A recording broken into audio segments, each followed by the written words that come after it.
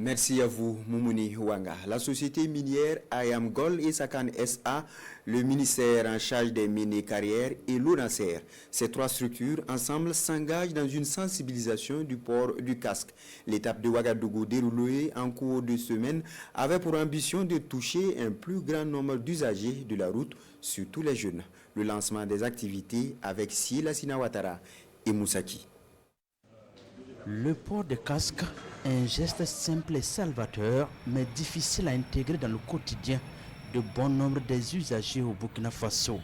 Et pour changer la donne, la société minière Ayamgol et Sakan SA met l'accent sur la sensibilisation. Dans cette optique, la société offre 2400 casques à ses employés et bien d'autres bénéficiaires. Le port du casque est vraiment une mesure à encourager pour éviter donc d'avoir des blessures graves ou des fatalités. La mesure est obligatoire, mais il faut qu'on continue la sensibilisation et qu'on invite vraiment à des comportements exemplaires en la matière.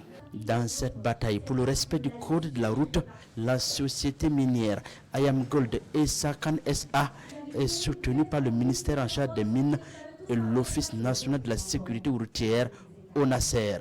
Nous invitons toutes les sociétés au Burkina, que ce soit dans le domaine public ou dans le domaine privé, à emboîter le pas de cette société citoyenne et à doter tous leurs employés des casques. C'est généralement la jeunesse, la relève du pays qui est fortement impliquée et avec des traumatismes crâniens qui constituent un coût économique très élevé pour notre pays. Donc il est temps de mener des actions de sensibilisation sur le port du casque et également des actions de répression, contrôle et de répression aussi sur le port du casque.